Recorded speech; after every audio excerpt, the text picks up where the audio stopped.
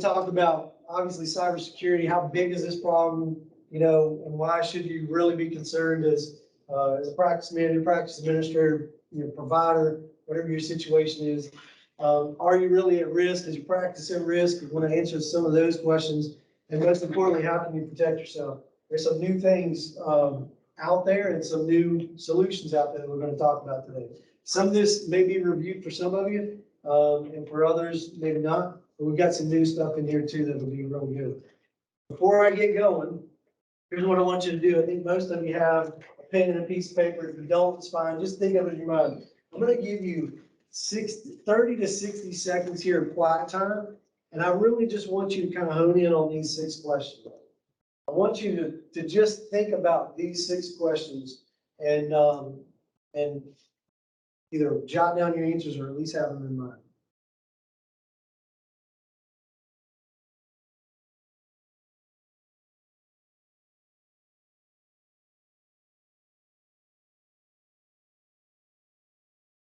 I'm wondering now. Yep. And There you go.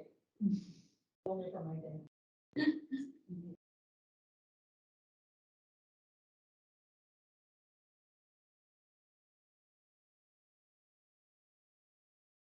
Okay, so most of you given this some thought, and I really just want to kind of primer what we're going to talk about today with these 6 questions. Here's one more question I want to ask you. This one's multiple choice. When I think about cybersecurity in my practice, it either A, makes me nauseous, B, makes me anxious, C, fireproof, D, I'm pretty peaceful about it.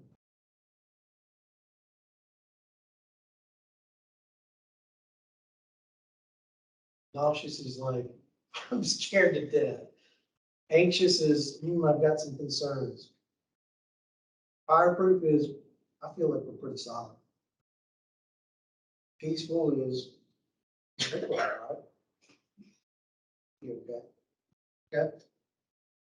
So as your practice experience a cyber attack in the past 3 years, how often do you train employees in cyber awareness? How much of your annual budget is dedicated to cybersecurity measures? Does your practice carry cyber liability insurance? How much would your practice be willing to pay to recover from a cybersecurity attack? How much of a reputational loss could your practice afford to endure in the event of a cyber attack that had to be publicized? So should you be concerned? Well, here's a couple of numbers. I'm a data guy. I live in objectivity. I don't like subjectivity. I don't like opinionated things when it comes to these things. I want to know, what's the real. And to me, the numbers tell a story. 21 days of average downtime after a ransomware attack. That's, and all of these are based on national sources. I pulled these, from a multitude of different security company surveys. 600% increase in cybercrime since the beginning of the global pandemic. That's why we're talking about this today, because this pandemic has not only created, a multitude of other issues for you, but now you're dealing with a 600% increase in cybercrime. 60% of companies affected experienced revenue loss, and another 50, and additionally, 53% reported reputational damage. So the ones who had some cyber issues, 60% of them revenue loss, 53% reputational loss. Some more numbers here. 200,000 is the average cost of a ransomware attack. I want to read a couple of statistics about this that will kind of put this into perspective. I'm not here to tell you that as an independent medical practice, if you have ransomware, your ransom is going to be 200,000. There are some numbers that have inflated that. Its range, and I'll get to the statistic in a minute. For you all, it might be significantly less, but it's all relative. So I want to talk about that. 42% of companies with cyber insurance policies in place indicated that only a small part of the damages were covered. Okay, so remember those questions about cyber liability policy. Hang on right there. Ransomware remains the most prominent malware threat. 37% of respondents' organizations were affected by ransomware attacks in the last year. That's from 2020. That result came in this year. Okay. In 2021, the largest ransomware payout was made by an insurance company at $40 million, setting a world record. So that cost has been inflated some, all right? Granted, the average ransom fee requested has increased from $5,000 in 2018 to around $200,000 in 2020. So let's go back to 2018, even $5,000. Anybody want to hop in line and pay $5,000 just to, just as the ransom? That doesn't include your cost to recover, from the data loss, the revenue loss, the reputation loss. So really, to kind of put things into perspective for a small business or a private medical practice, somewhere between $5,000 and $200,000. Experts estimate that a ransomware attack will occur every 11 seconds in 2021. Think about that for a minute. By the time I read that sentence 3 times, a ransomware attack is happening. Every 11 seconds. Out of 1,086 organizations whose data had been encrypted, 96% of them got their data back. About 1 in 6,000 emails contained suspicious URLs, including ransomware. Of those that got their data back, I think the number was 43% found that their data was corrupted. So even though they got the data back, it was unusable. Most common tactics hackers use to carry out ransomware attacks are email phishing campaigns, remote desktop protocol vulnerabilities, and software vulnerabilities. We'll talk about those today.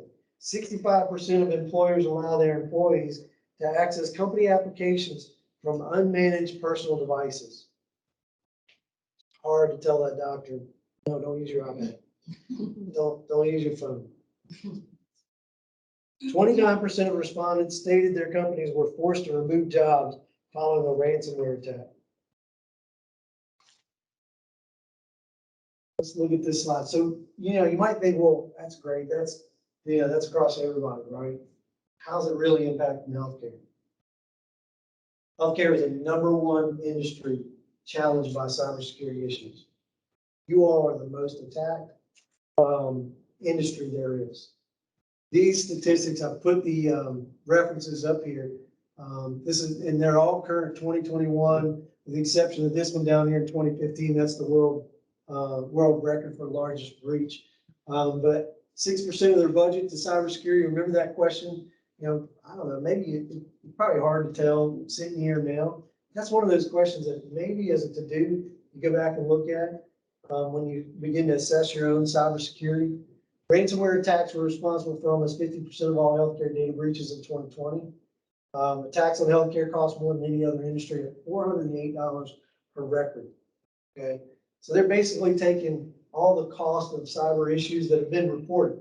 Remember, these are numbers that have been reported, right? Not everybody is reporting their stuff. We all understand that, right? But of what's been reported, $408 per record. Ransomware attacks against U.S. healthcare providers have caused over $157 million in losses since 2016. 2020, 560 healthcare facilities were affected by ransomware attacks in 80 separate incidents. Nearly 80 million people were affected by Anthem breach in 2015, largest in history. Healthcare received 88% of all ransomware attacks in the United States in 2016, and that number has only increased. You're still the #1 industry. Probably not the thing you want to be #1 at. You are. In September 2020 alone, cyber criminals infiltrated and stole 9.7 medical records, 9.7 million medical records. So what kind of data is at risk? Well, these are some of the things that we typically think of, personal information, passwords, financial data, healthcare information, user data, payment card industry data, student ID numbers, birthday. You may be that organization, or maybe you have friends that work in an organization where you think, oh, their data is probably not under attack, not scrutinized. Reality is, any organization that collects any data that's critical to the functions of the business is at risk. So for you all, your data is pretty critical to the function of your healthcare practice. So quick game. We want to run through a couple slides real quick here. I just want you to tell me myth or reality. You're going to raise your hand for a myth and no hands for reality. Here's the first one. Strong password is enough to keep your data safe. Raise your hand for myth. Keep them down for reality. Okay, got about half the room saying myth. But the myth, okay? Two-factor authentication and data monitoring is also needed. Listen, this is the number one. Two-factor authentication and data monitoring is the number one threat killer for any software as a service. Whether that's G Suite applications, QuickBooks Online, Office 365, any data that you're storing in the cloud and not on premise really needs to have not only strong passwords, but two-factor authentication. I know it's a pain, but that's just our reality. Myth versus reality. Small businesses made up nearly half of last year's breach victims. What do you think? Myth, raise your hand. Reality, keep them down. Reality. Good job. Only businesses with sensitive information are vulnerable. Myth. Raise your hands for myth. I already told you the answer to this, right? It's a myth. If you've got data that's critical to the business, you're at risk. Antivirus and anti-malware software are enough to keep you safe from hackers. And what's important about this? Software can't protect against all cyber risks. We're going to talk about all the different layers of security you need to be thinking about. And these are important parts of that security posture, really important parts. They're certainly not the be-all, end-all. Cybersecurity threats only come from the outside. Myth, raise your hand. Reality, keep them in. Insider threats are just as likely and harder to detect. What does that mean? How do you get an insider threat? Your employees. Your employees are the number one risk. I hate to tell you that, because we all think of our employees as being, and it's not because they're malicious, because they don't know. And that's the number one threat. And those risks that are presented by your employees are much harder to deal with than putting, moats around your network and protecting people from protecting you from people on the outside. Once they're inside, it's much harder to deal with than keeping them at bay. Pretty common sense after that conversation. All employees play a role in keeping a company cyber safe. That's a reality. Wi-Fi has a password. It's secure. Myth. It's more secure than Wi-Fi without password. Still not secure. Right? You'll know right away if your computer's infected. Yeah, modern malware is stealthy and hard to detect. Some of the more recent virus and malware, what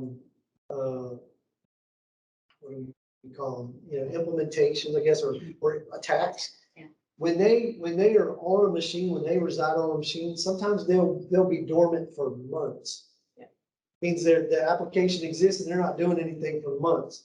And sometimes they function in the background, harvesting data transparent to the user, using very little processor, very little memory, but they're running in the background, harvesting data, either the specific data that you're trying to protect, but more often than not, harvesting data about other vulnerabilities so that the attack can be propagated even more. So a lot of times we don't know, even just with antivirus or anti-malware, you might not know. All smart devices, including wearables, can compromise the network system. Reality, right? You got people with Apple Watches. These things are so cool. They're wonderful. We can do all these cool things with them, but your wearables, if you're allowing your staff to connect wearables to your internal network, you're opening yourself up to another risk. Same thing with their smartphones. If you're allowing your staff and your doctors to connect their smartphones to your internal network, you're increasing your risk. There's little risk when using a reputable financial institution when it comes to electronic funds transfer. Myth? Really? Banks in 2021? It's a myth. This is one of the ones that we've seen increase incredibly. Electronic funds transfer fraud is on the way up and up. It's become one of the most prevalent elements of a cyber attack. And the thing is, the electronic funds transfer piece of this is not the actual cyber attack. cyber attacks are being used to dupe people into electronic fund transfers to offshore accounts. And guess what happens once that occurs? Gone. He gone. You get it back, right? It's not entirely true. I have heard some banks that didn't adhere to their own policies. What are the banks, what should they be doing? Verifying, or another word for it, two-factor authorization. We talk about two-factor authentication. So the first factor of authorization is you requesting that transfer. Second factor should be them calling you to say, is this a transfer, a legit transfer? If they're not doing that or something similar, you need to question their policies, because you're susceptible, to an electronic funds transfer issue. And once that money gets transferred, they may, if they had a policy in place and somebody didn't on their side, didn't abide by the policy, they may refund your money. But more often than not, it's just gone. Complete cybersecurity can be achieved. Can you get there? Can you arrive? You think they're always ahead of you. Misty, I think you're right. Obviously you can go from wherever you're at to a much higher level of preparedness. But the problem is it's ongoing with new threats emerging every day. I mean, this is a business. I mean, you have to think about it that way. Cybersecurity is a business now in the world's economy. And because it's a business, just like your practice, think about how much your practice has changed in the last 5 years, 10 years. Same thing with any other business, even if it's a malicious cybersecurity business. They're looking for new ways to make money all the time. So that's an important piece of it. So the phishing emails get a little more crafty. The software gets a little better. Constantly working on new ways to make money. Spelling gets better. Yeah. Yeah. No, on the email series, you might Yeah. slide. Oh, yeah. And you get the Dang it, I went through this 3 times and make sure I didn't have any typos. All right, I'm not gonna read all this to you. This is right from Health and Human Services website. I'm gonna summarize it for you. Health and Human Services website talks about, what are the exceptions to a breach. I want to tell you about what a cybersecurity breach is, but before I tell you what that is, we have to talk about the exceptions, and there's only 3, okay?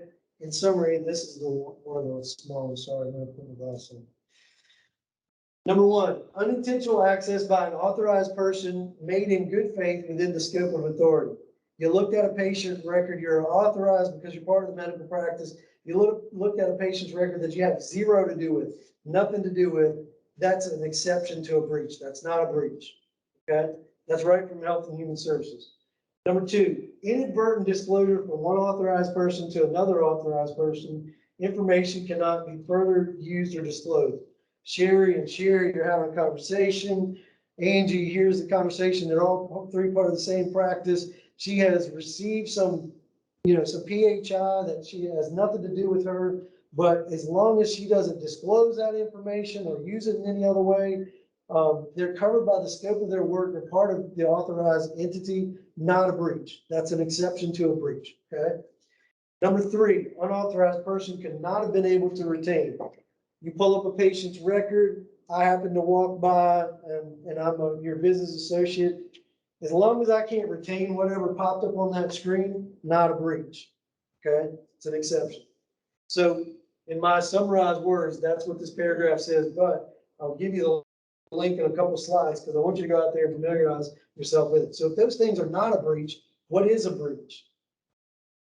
Unsecure protected health information is protected health information that has not been rendered unusable, unreadable, or indecipherable to unauthorized persons through the use of a technology or methodology. Let me give you an example. I've got a flash drive in my pocket that has somebody's health record on it. I hand that health record on that flash drive to Sherry. If that health record is readable, it's usable, that would be a breach if Sherry's not part of my medical practice. okay? You send an email to the wrong person, and that email is not encrypted, and it's legible to that person that wasn't supposed to receive it.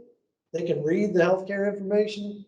That's a breach because it hasn't been rendered unusable. So we talk a lot about encryption, both at rest, when it's on the drive, when it's on the flash drive, when it's on the server hard drive, when it's in the cloud on that server, that's at rest, and in transit. Okay, so somebody's doing a VPN from home, your doctor's, updating his records from home. When he uses that VPN, that information is being encrypted between points A and B. So if somebody intercepted it, it would be unusable. It would be indecipherable. All right. So anytime you relinquish information to someone who's not within the scope of authority, and it's usable information or readable information or decipherable information, that would be a breach. So what happens when we have a breach? Three things: individual notice, media notice, and notice to the secretary. Individual notice can include written, email, website, broadcast media, toll-free number, all within 60 days. So you're talking about you have a breach, and there are some limitations on this side. This is why I put the site up there. The limitation on the number of records, that have been involved and whatnot. I want you to go and look for yourself. But in general, we're talking about that's a lot of means of communication that, hey, we messed up, right? And then the media notice, prominent media outlets, it's a requirement. Whatever that looks like, I guess, news channel, social media, website. And then you also have to send a notice to the secretary. You have to go on the Health and Human Services website and electronically submit your breach report. Then once you do that, end up here. Okay, and if you haven't seen this, you need to go look at it. When I looked last night, there were 800. These are just actively being investigated. This is not all of history. There were I think it was over 867 right now across the country that are actively being investigated. And you might look at that and you might say, well, Paul, that looks like mostly hospitals. This is all I could screenshot for you, for it to be legible. But about 3 or 4 lines below these was Orlando Family Physicians, LLC, 447,426 records, compromised on 7/20/2021 due to a hacking/IT incident promulgated by email. Okay, think about that. You're out here for the whole public to see, and there's a lot to deal with on that front. All right, so now we've seen all the numbers. We should be all convinced by now this is a big problem.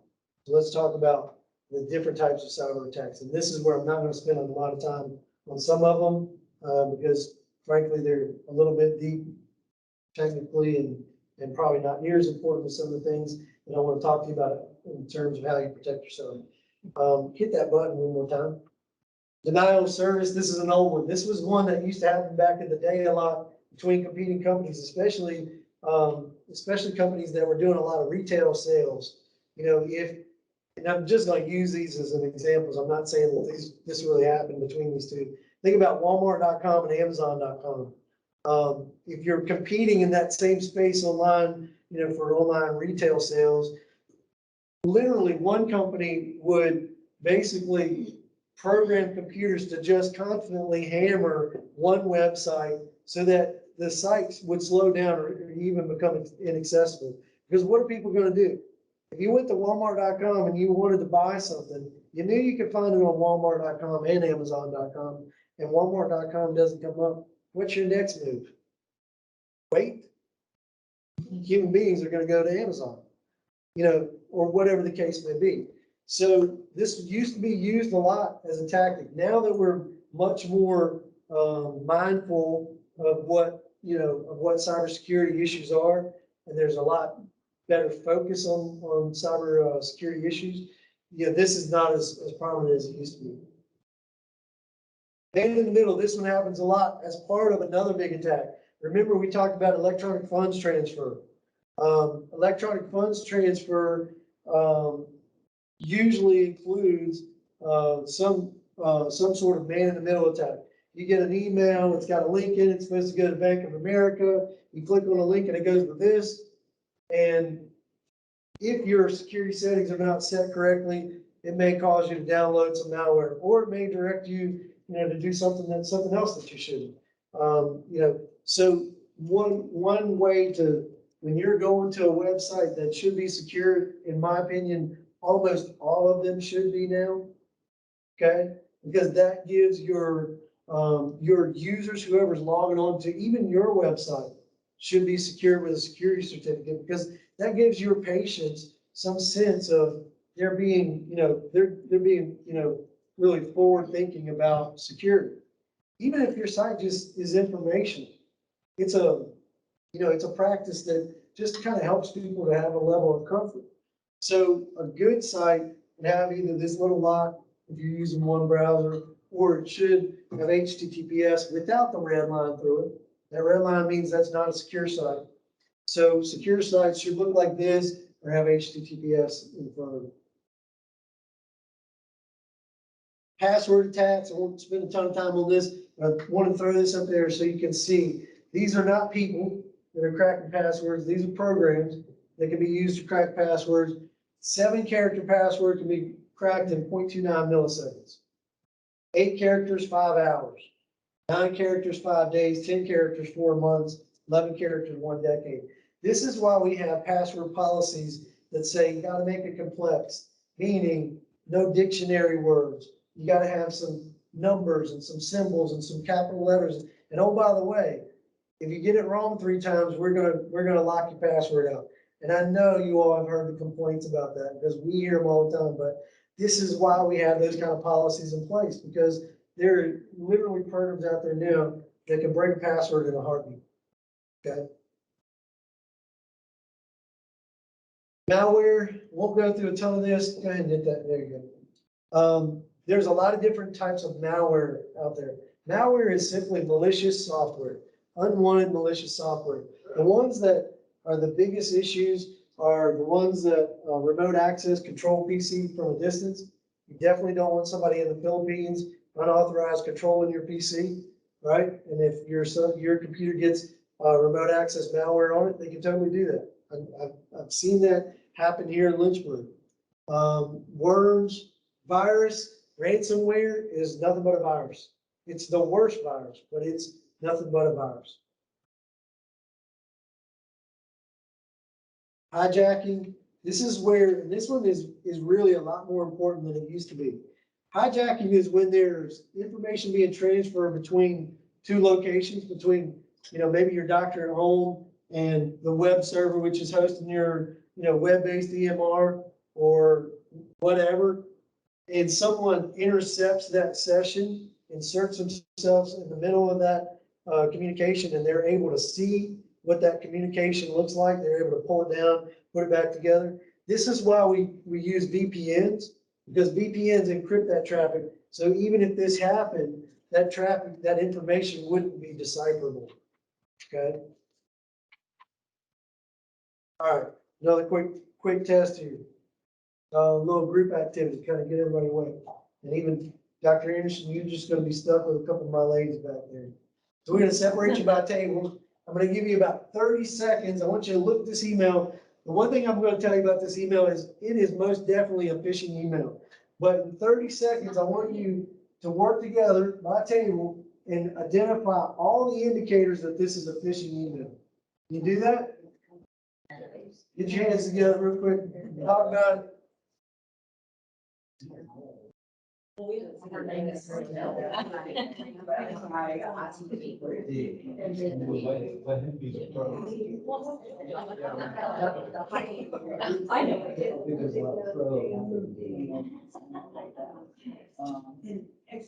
I get these like once a week. I get these emails from you like once a week. I'm like. Not actually. No. Oh, really?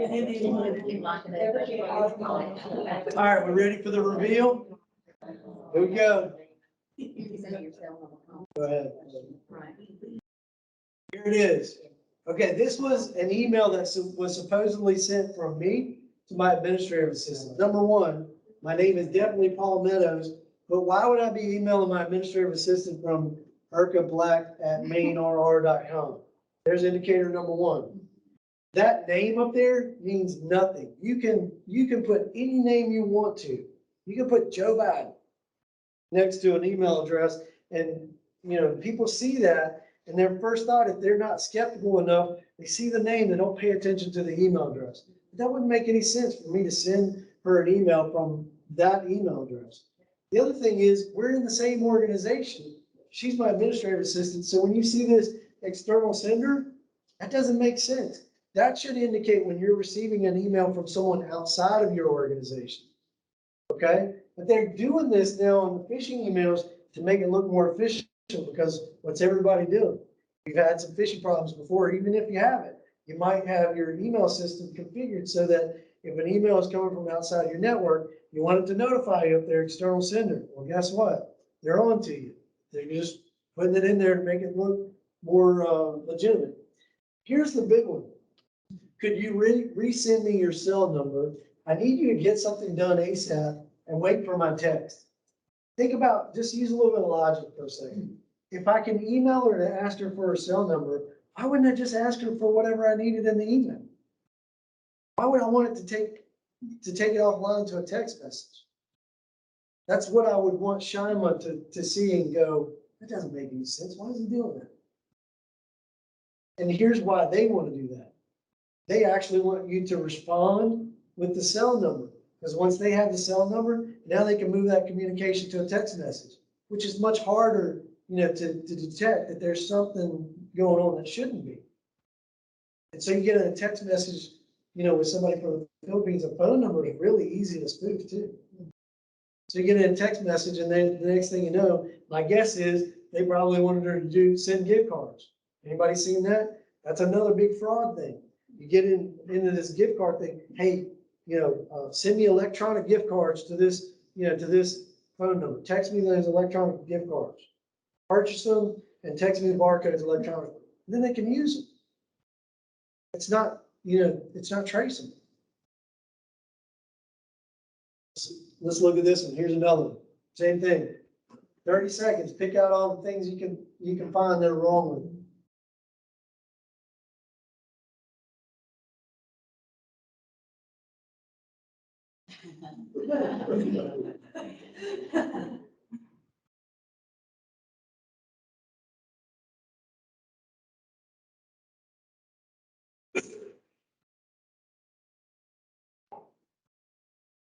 Okay. Good. Again, here's what's crazy about this. This is supposedly from Microsoft, right? Shipped from Microsoft. You think Microsoft's using a Gmail account? I mean, it seems silly now that we notice it, but some people just never even notice that. Microsoft and Google are two of the biggest competitors in the world. I promise you, no one at Microsoft Incorporated is using a Gmail account. The external sender, I highlighted that just to point out, see, they're really trying to make this look legitimate. Look at this Microsoft ink. Has anybody ever seen the real Microsoft ink? Any of their copyrighted stuff? Does it look like that? No, but some people that don't see these kind of emails very often, they may think, oh, it's Microsoft. It must be efficient. I'm going to come back to the phone number again down here, Microsoft ink. Here's one, online auto renewal. If you had something set up for auto renewal, wouldn't you know about it? I don't know. I'd look at this and go, I don't know what the heck this is. Number one, I wouldn't. This is not even a product. You look it up, that's not even a legit product. The phone number, what was interesting about this one is there was nothing to click on here to take you somewhere else, which is, common MO for phishing. There was no attachment. It was just the email with the phone number. But guess what happens? They call the phone number. They want one of two things. They're either going to collect your credit card information so that they can reverse charges, right? They're not going to reverse charges. They're going to put something on your credit card or steal your credit card information. Or what it's even more crazy is they're going to say, oh, I'm sorry, we must have installed that by mistake. Let's set up a remote access session real quick and I'll remove it. And you think they're legit, and I've seen this happen with Intuit as well, or, people perpetrating, Intuit, QuickBooks, right?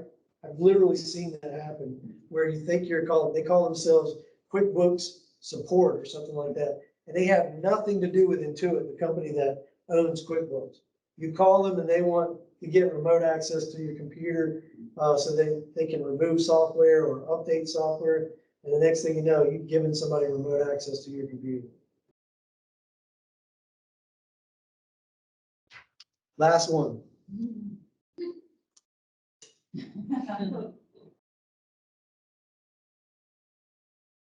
All right, so this one is not so hard to spot, but I have seen some that were used in legit attacks that were really, really difficult to tell that they weren't actually from Microsoft. I mean, very authentic looking. This one in particular, again, it's supposed to be a notification that says I've got 4 delayed massages, not messages. We got 4 delayed massages. I better get busy.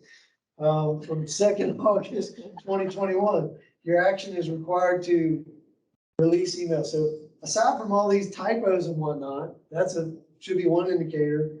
Office 365 has a period in between the 3 and the 6, and another one between the F and the I. It's supposedly about Office 365, but it's coming up from thfnb.com. And then there's this little doodad. No idea what that is, but if you were getting a legit email about your messages being delayed, probably wouldn't have that up there.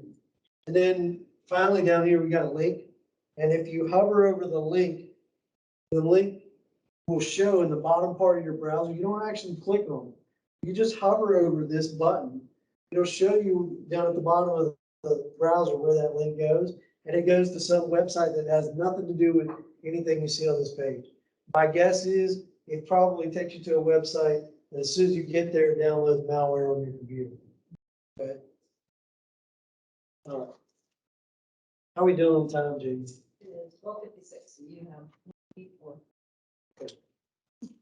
Good, good. All right, how can you protect your business from the inside out? That's what you really want to know, not the scary, horrible stuff. How do we make sure this stuff doesn't happen? Go ahead and click it one more time. All right, so we got a lot of pieces here. I'm not even showing all the pieces, right? Here on this is a typical network diagram. You got some desktops, you got a workstation, some smartphones, an iPhone, laptop computers, switches, wireless, servers, firewall, internet. This is a pretty simple network, but then you also have this thing called Internet of Things. Have you all heard about that? It's basically, you know what Internet of Things is, right? You know, these smart refrigerators. You plug them into your network, your HVAC system runs on the network. Yeah, I mean, all of your security system, all of these different things are, and I don't have those drawn up here, but every single thing you connect to this network, represents a risk. Now, there's a trade-off. Some of those things have a really big upside, a really big benefit, right? Surveillance using your network has a huge benefit, but there's also a risk. We just have to be aware of those risks so we know what it is we need to secure. All right, go ahead. So let's talk about your website first. Before we even get in the doors of your practice, your website needs to be protected. Why would somebody why would somebody want unauthorized access to your website if all you have out there is information? You don't have any patient data out there or anything like that. Well, because if they have administrative access to your website, then they can redirect some of your links to malware sites. So people who are coming to visit lynchburgpulmonary.com, could be redirected to a malware site where they're going to be infected. So we need to make sure your website is protected. It did. Yeah, in a big way. Imagine how many people go to Forbes.com, because they have today. Email security. Really need to protect your email because that's what we use. Has email not become like dial tone was 10, 15 years ago? I mean, 10 or 15 years ago, you couldn't have hardly lived without having dial tone in a business. Now, you just can't really function almost at all without email. So we know it's really critical, and that's why email is such a big target, because it's so widely used. Really need to protect it. Most of us have moved from, on-premise emails of 5, 10 years ago to now using cloud-based email, whether you're using Gmail, Office 365, whatever, most of us are using online email, or email in the cloud. So really need to protect that.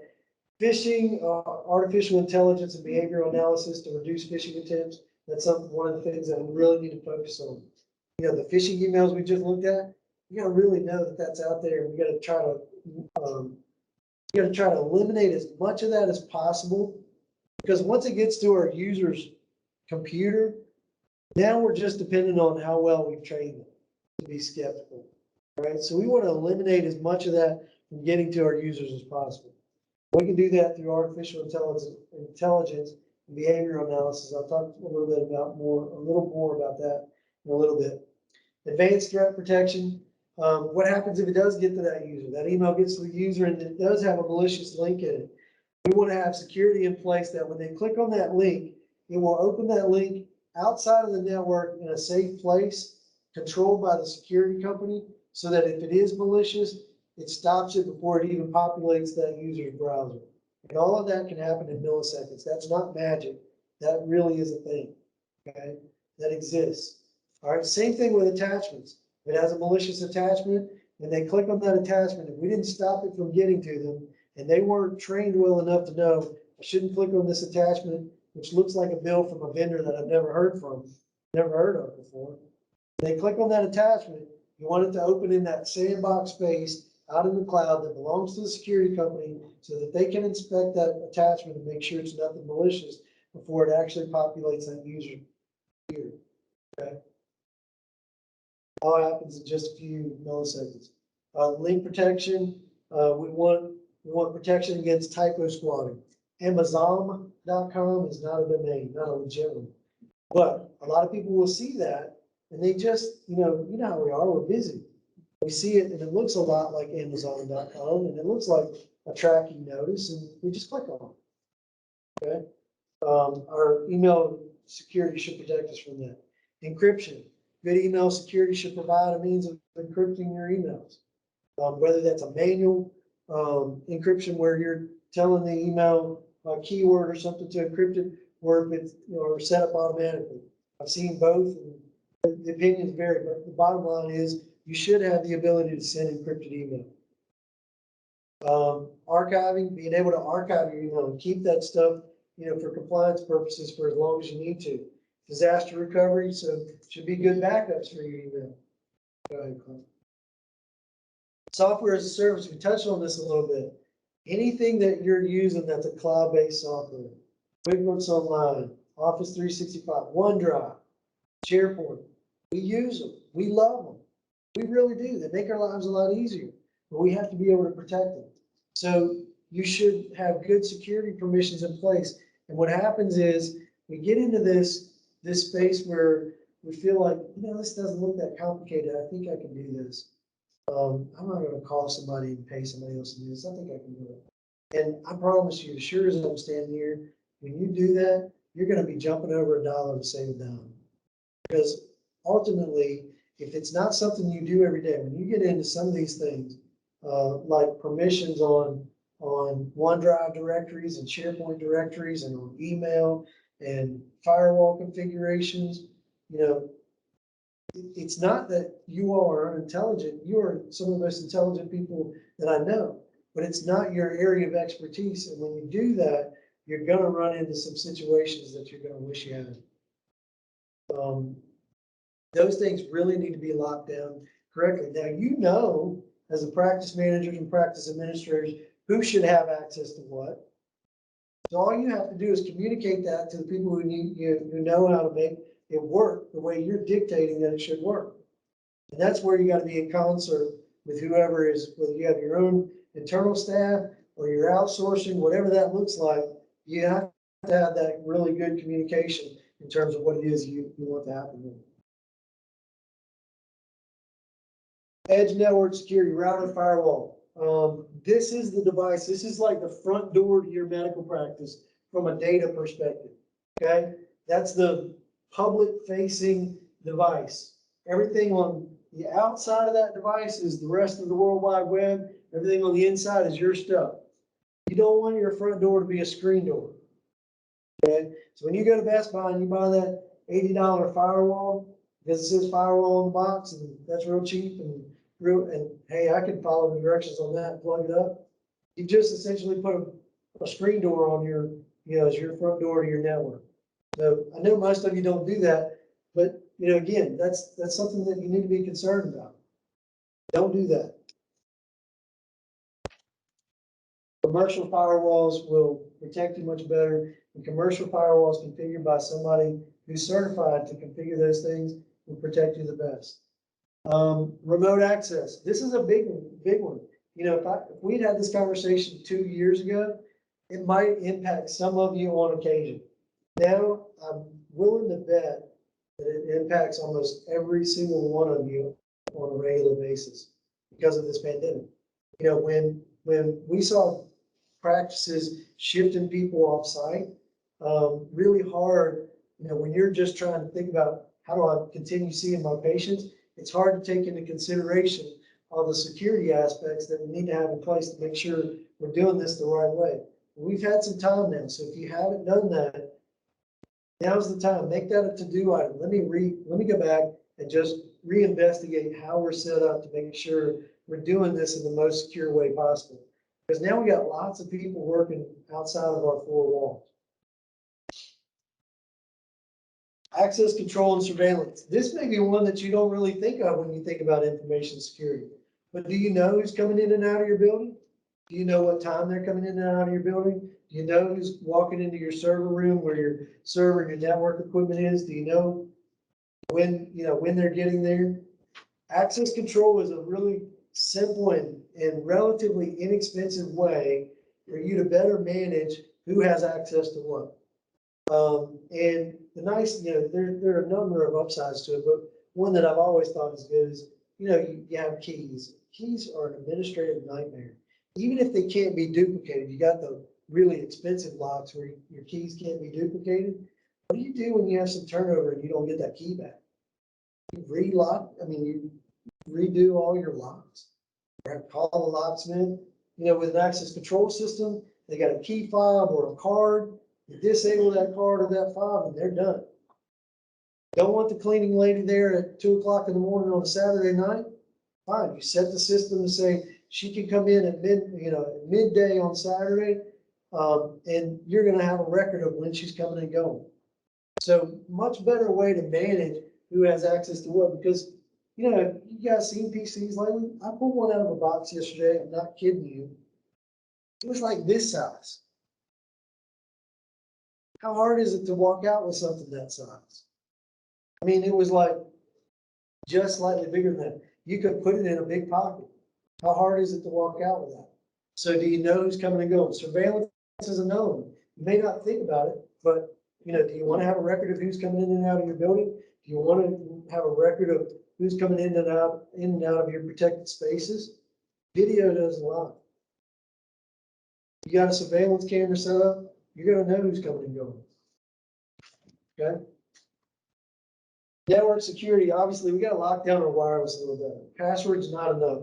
We need to use the right encryption protocols to make sure that our internal staff, when they're communicating over wireless, when they're on their laptop, there's a line there, but that's just drawn for representation. There's not a physical line there. They're literally connected to that Wi-Fi device, over the air. So we've got to secure, that connection. So we want to make sure that that connection is encrypted, because anybody else might be able to walk in if they know a password, connect to it as well. So do we have things in place to avoid that? Are we providing a better alternative for our patients and our staff? If you want your staff to be able to have access to internet, fine. Set it up so that they have access to internet only from their device. You can do that. That's a real thing too. Set it up so that they can connect to the internet, but they're not going to be able to access your internal network, your data. That way you shelter, your important stuff, and prevent some risk there. Same thing with switches. We configure these things so that people can't just come in and plug up to it and now they've got access to your network. We're going to configure those to prevent that. Endpoint security. So what I want to tell you about endpoint security is antivirus is not enough anymore. And it hasn't been enough for a long time. So since 2017, I've been telling people, traditional antivirus is not enough because traditional antivirus uses threat definitions. And all that means to you is some bad guy, we know cyber attacks are a business now, right? So somebody in the cyber attack business develops some new cyber attack, some new malware, some new virus, some new variation of a ransomware. They put it out there on the web, and whether they're promoting it by, infected websites or phishing or however, it's out there, right? The good guys finally figure out, hey, there's something new out there. They get it, they tear it apart, they analyze it, and they define it. Here's how my antivirus software needs to be able to recognize this as a virus or malware. And then they send that out in updates, and you all do the same thing that I do and go, ignore, ignore, ignore, ignore. Okay, finally I'll let the update run. We do that, right? I did. I can admit it. That's why we automate those things now. I don't want people to have a choice. It's just going to update. I'm going to take it out of your hands because left to us, we just ignore it. Long story short, all that happens, and maybe that takes like a week or maybe a month. And in that week or that month that it takes to get you finally protected, you've been vulnerable to that new ransomware. So people used to ask me all the time, oh, I'm not getting ransomware, I've got antivirus. Well, it's because of that, the discrepancy in how that's designed. So in addition to that, you need endpoint protection that uses behavioral analysis, looks at what's happening on the machine and sees, oh, files are beginning to become encrypted. There's no authorized application on this machine to encrypt files. Stop those services, roll back to an unencrypted state, notify, sound the alarm. Something's happening here, something's happening here, okay? So that's the conversation I've been having with people since 2017. Now, I'm gonna tell you there's another level that we need to take this to. Now, we need endpoint protection that has artificial intelligence incorporated into that. So not just behavioral analysis, but learning, machine learning. So you've got an accounting machine that the same user logs into every day to do your accounting. And then all of a sudden at midnight one night, some other username tries to log into that machine. Sound the alarm, sound the alarm, sound the alarm. I need to know right now. Because if we wait, if we didn't know about it and time passes, eventually, there's going to be some unauthorized access. So endpoint protection, when I say endpoint endpoint protection it's EDR. I'm going to forget what the acronym is now. Detection response. Thank you, John. With the detection response, when something happens that's not normal, it's not usual per what normally takes place on that machine. Some other user, some login in the middle of the night, something weird like that. It's going to notify a master or a SOC, a security operations center, a group of people, a bunch of nerds in a room who do nothing but information security. And they're just an outsourced team of nerds who just identify cyber attacks all the time and mitigate this thing. And why is that important?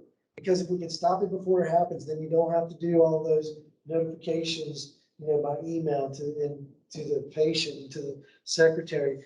Once you get to that point, man, it's a long ways back, right? You got revenue loss because the the practice has been shut down. You got reputational loss. So it's all about making sure we get to this before it gets to that point. Mobile security. If you have users that are accessing your internal network with mobile devices, you should have protection on them. Are you providing the phones? If you are, you should have mobile device protection, security on those things. So if those mobile devices, if you're saying it's okay to access my EMR with your mobile device, what are you doing if that mobile device gets out of hand? someone loses it, someone leaves it in Target parking lot. Okay, even if it doesn't store any data, if it has the applications, and we have a tendency to save passwords on our mobile devices too. If somebody can pick that thing up and access your internal data, you need to have the ability to be able to remote wipe that thing, so that your data is not subjected to risk. Otherwise, you just need to make sure people are not accessing your internal network with their mobile devices. Okay? Think about that. Same thing with the wearables, because wearables are just mobile devices on your wrist. That's essentially the same thing as a cell phone. I think this is the last thing on this front. Artificial intelligence and monitoring, constant monitoring. It's a necessity nowadays. If you don't have someone monitoring your network for not just malware and viruses, but any sort of anomaly that might be an indicator of a cyber attack, then you're missing the boat on prevention. If you miss the boat on prevention, man, recovery is so much harder. So you need to have 24/7 monitoring on the entire network that's going to see all of these different things that are just not quite right. And how does it know things are just not quite right? That artificial intelligence piece.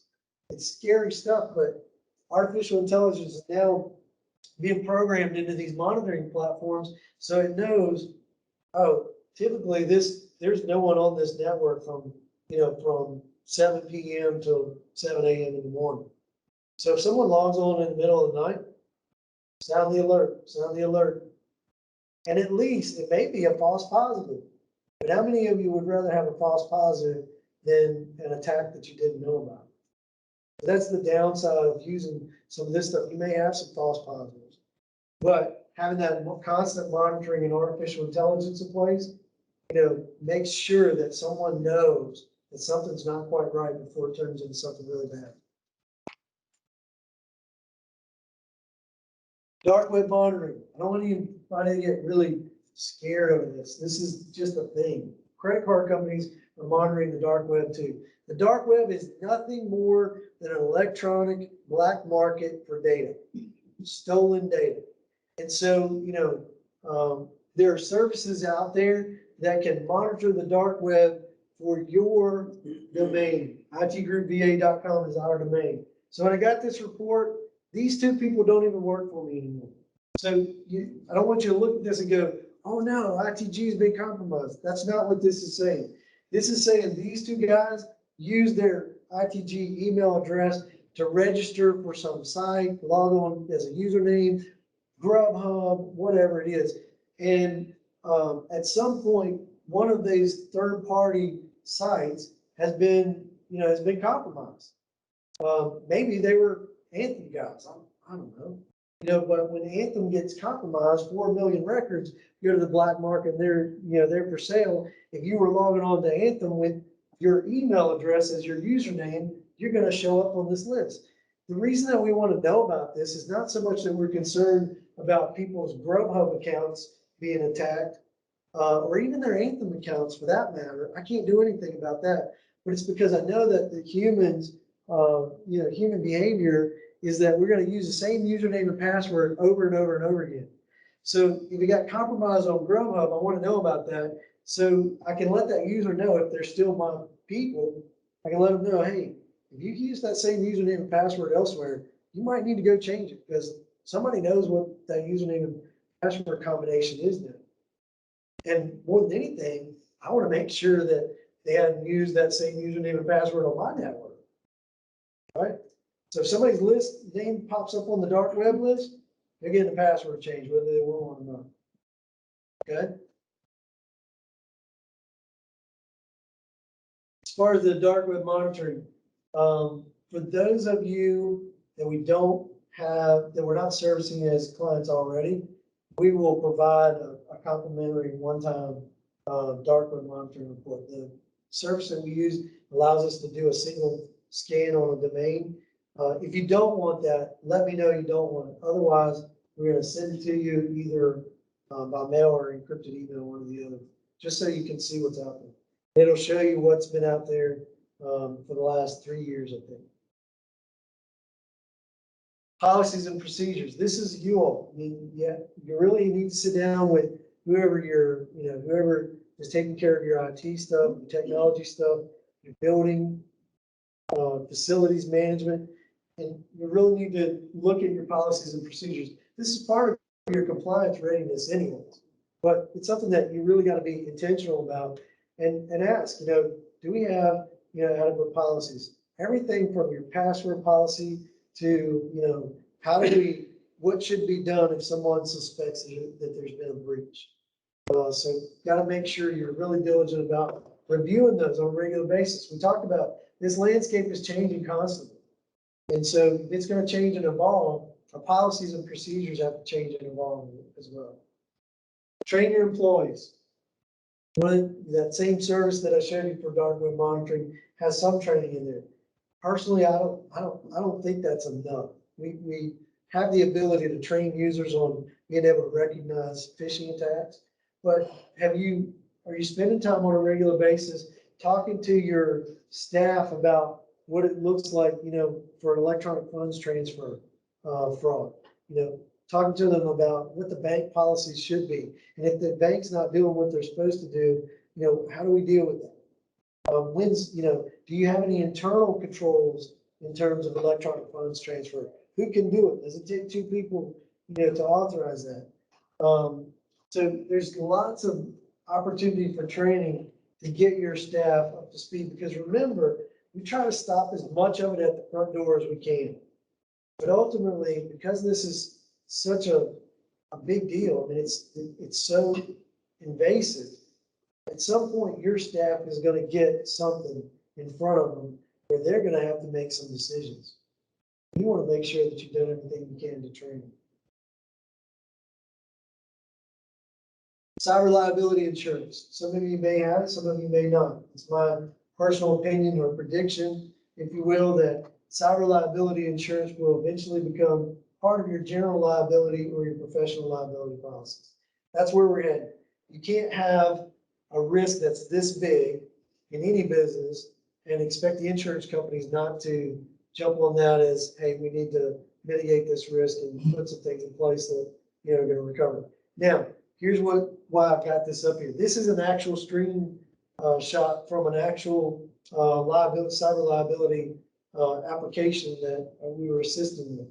And a couple of things I want you to ask yourself here. Number one, do you have the ability to fill this out?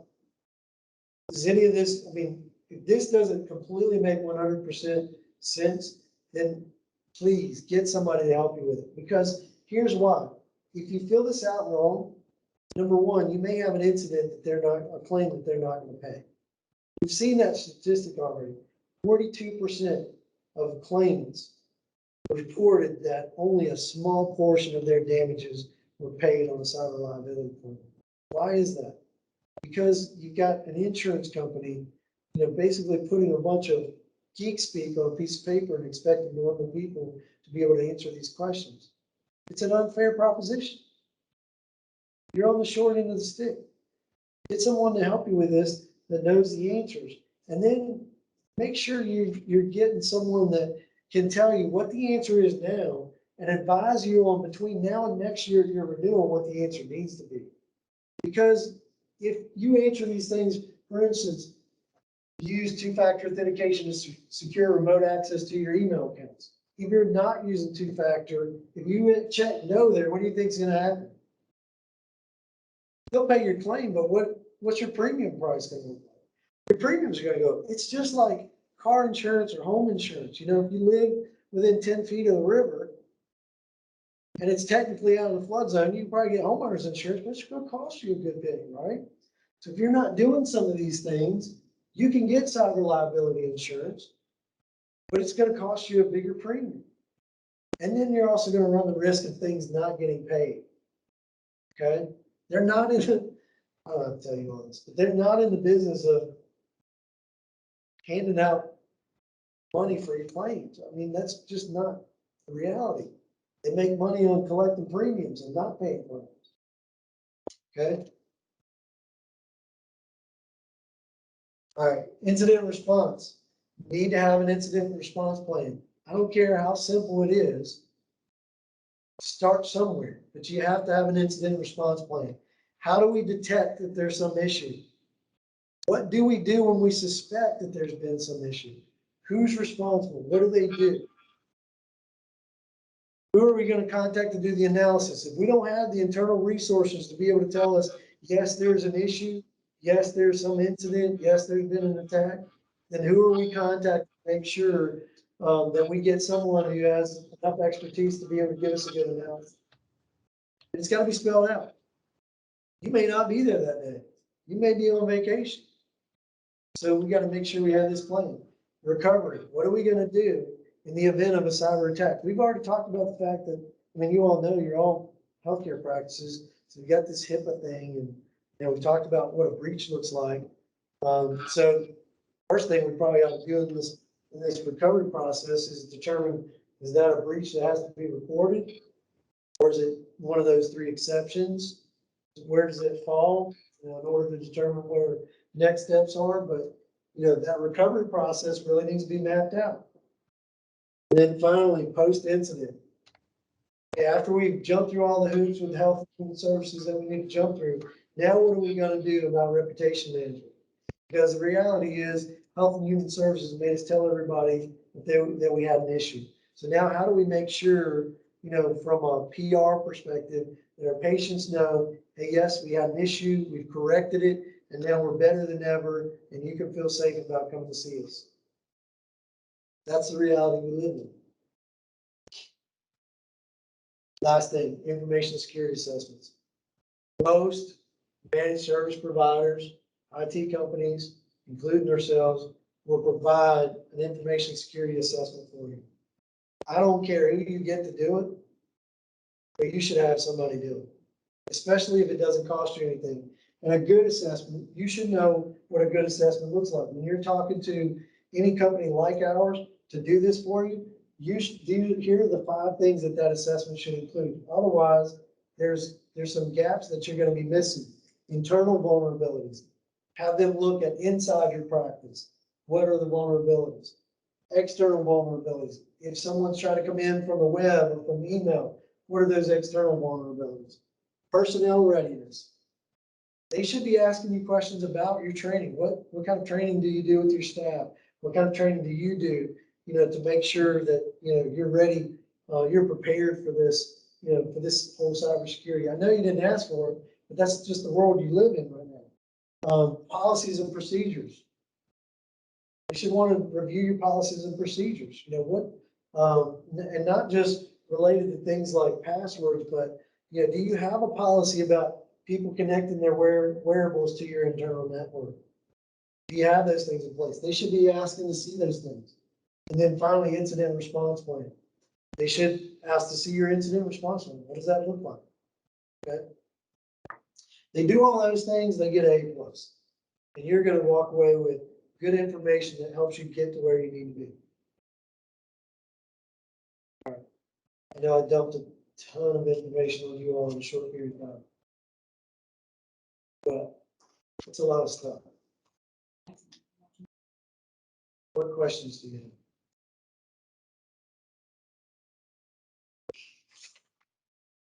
Everybody my enthusiasm is not about the fact that it's as painful as it is, because I get it. My enthusiasm is that I get excited when I get to prepare people with knowledge that they need to make them, put them in a better place. There are people online. Questions? Well, Jennifer Rudick said it was excellent, and I am still sick to my stomach. If that helps. LMMG said she learned a lot. Everyone is saying that it was great. So everyone online, I don't know if you can hear me, but you will be getting this whole presentation. Yeah, we'll post this on the LinkedIn side. It's not enough. Whatever you got out of today, you're just barely scraping the surface of what you really need. So that's the hard part, is because you're never going to be knowledgeable enough. You do have to rely on other people, and you're still never going to be good enough to stay ahead. Protect yourself. And to your point, you're looking at cyber liability policies, and that's kind of the process that we've been in at the point of renewal. and going through the point of renewal, people educating us as to, yeah, they're looking for loopholes, make sure you fill it out correctly, because guess what, they might not pay your claims. To where then you're really taking a magnifying glass on, well, did I fill it out right? When, you know, Yeah. you're really looking back at it. So yeah, it's a struggle, obviously. And I'm glad you said that, because I think it gives more credibility to the thought. I mean, I can say that all day long, and I hate to throw the insurance companies under the bus, but the reality is, they don't make money by paying claims. They make money by not paying claims and collecting premiums. So if they feel like there's a loophole out there, they're gonna take advantage of it. Go back to that one screenshot of the insurance application real quick. And this should tell you that this is evolving. This wasn't here a year, 2 years ago. Okay? Right. This two-factor authentication, but you're gonna see that, and this is just one company, you're gonna see that more and more. Whatever this company's doing, I promise you they're not the only one, and if they are the only ones today, they won't be the only ones tomorrow, because if you're, if you're not using two-factor authentication, or you answer yes, and you file a claim and you're not, guess what? You're not getting paid. And the other thing to be careful, what we started realizing is as you fill out that application year one, and you answered all the questions, or you had your IT company, or you had an IT company secretary fill it out, or whoever ultimately kind of told you yes, no, you're lying that that information was accurate, and that things didn't change in the interim. And then a lot of times at renewal, your broker may kind of halfway pre-populate some information for you, and then you're looking at it just saying, what changed? So you obviously may not be looking at it to the detail that you need to, or you may not be seeing the detailed level of information that you filled out the first go around. You may just kind of be answering to a certain degree of, has anything changed in the last 12 months? So this would be, I think, a prime example of really, really taking the time to look at every piece of documentation that you've ever turned into that company to know, is that information exactly, do they have the most up-to-date information? That's probably a good annual trigger point to Exactly. do some of the things that we were talking about. If you know your insurance renewal is gonna come up in June, then by April or May, you should have somebody do a full assessment, like we talked about.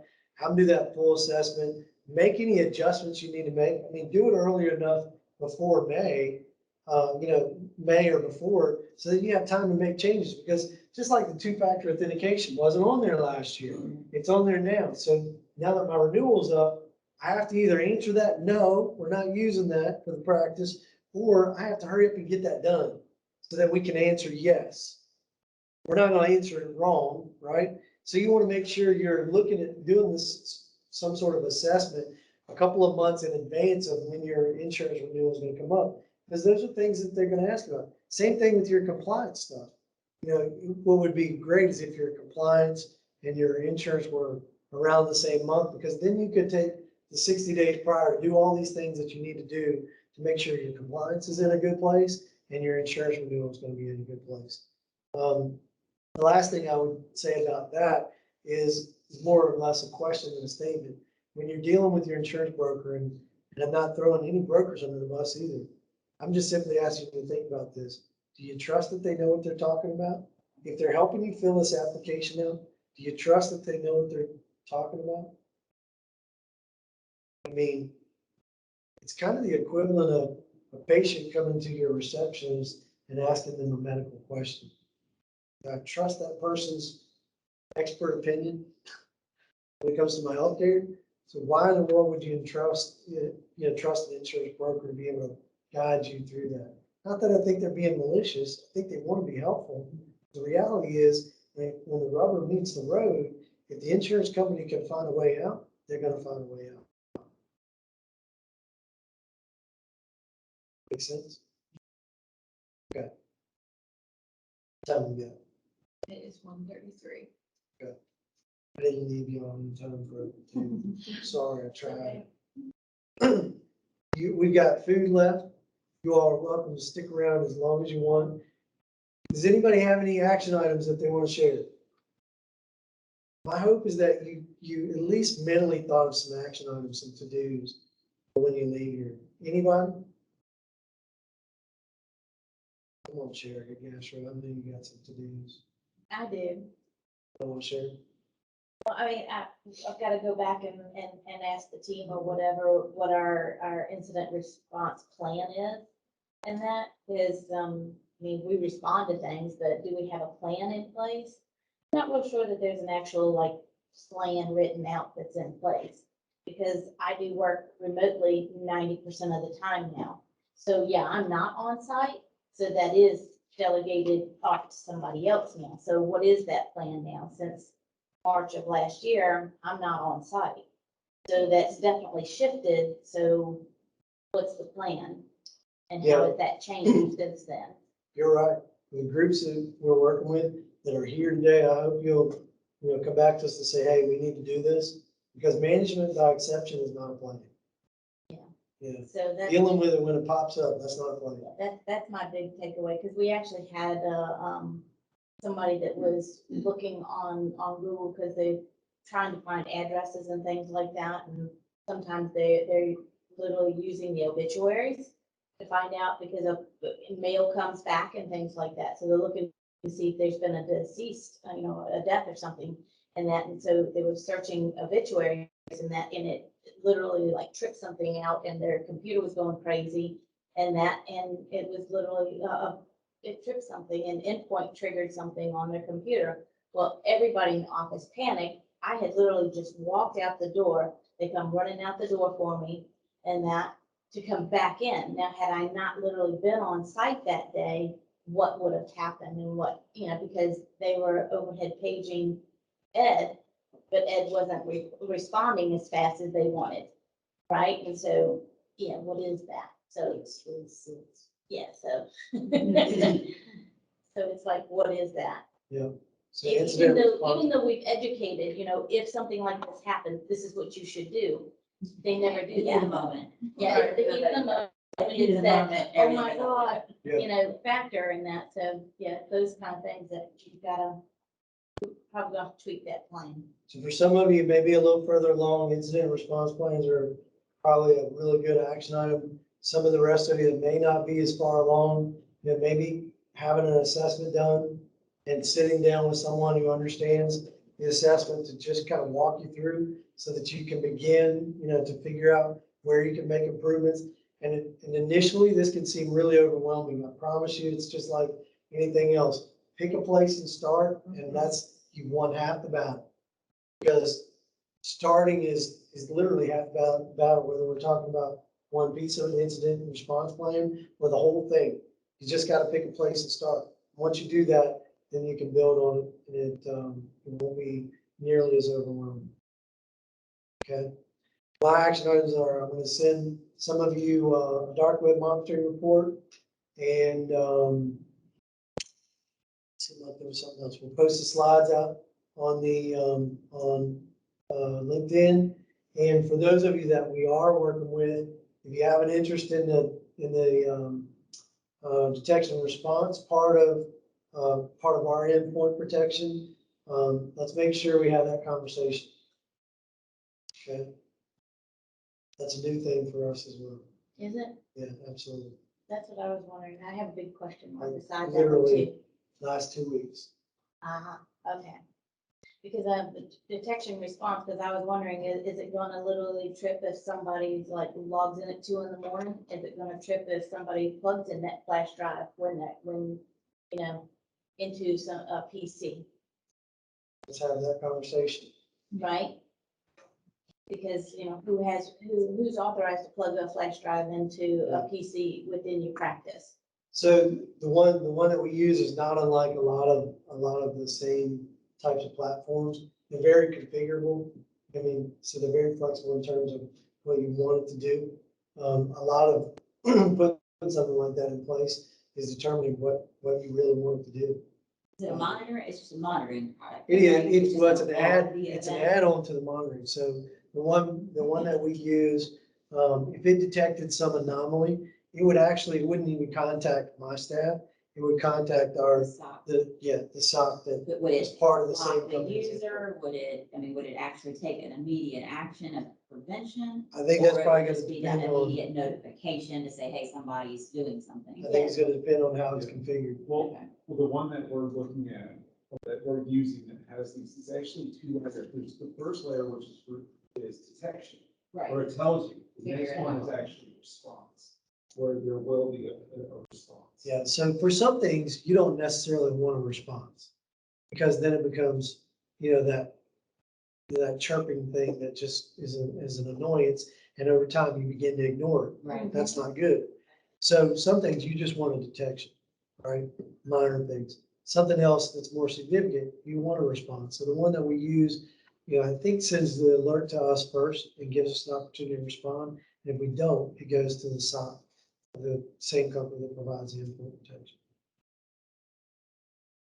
So just, there's a lot of, we still have some questions about, as far as our practices that we're supporting, how they'll want that, how they'll want that set up. So, Well, I mean, when you're talking about breaches though, and you're talking about your most vulnerable point is your employee. Really, when you get down to it, and that, and breaches and downloading, information, that when you have something with the capabilities of writing and downloading records or anything like that, that's one of my, and always has been, one of my biggest fears is somebody that plugs in that flash drive or burns something off to that. You can be My sick boss days would save me, and it was me, but it was the safe thing. Yeah, but I mean, used to be high volume printing, used to be, you're scared, It so would be helpful. Here we have that conversation. in there, but now it's not printing, it's that. Well, if your biggest concern is your employees, then you're thinking the right way. And it's not because we're hiring bad people or No, but malicious it's people, it's still- just they don't know. Right, but there, it's not it may not be the employee, but it still may be the employee's credentials that have Yeah. been compromised, but it's still Well, being that's- done yeah, under that's those a- credentials or whatever. That's a so. whole nother issue. So, one of the reasons that we put two-factor authentication in front of Office 365 is because one of the worst things that can happen is someone, cracks a password and then starts becoming an imposter of someone who's legit. Yeah. You don't, that's like the worst of the worst. So we want to definitely avoid that.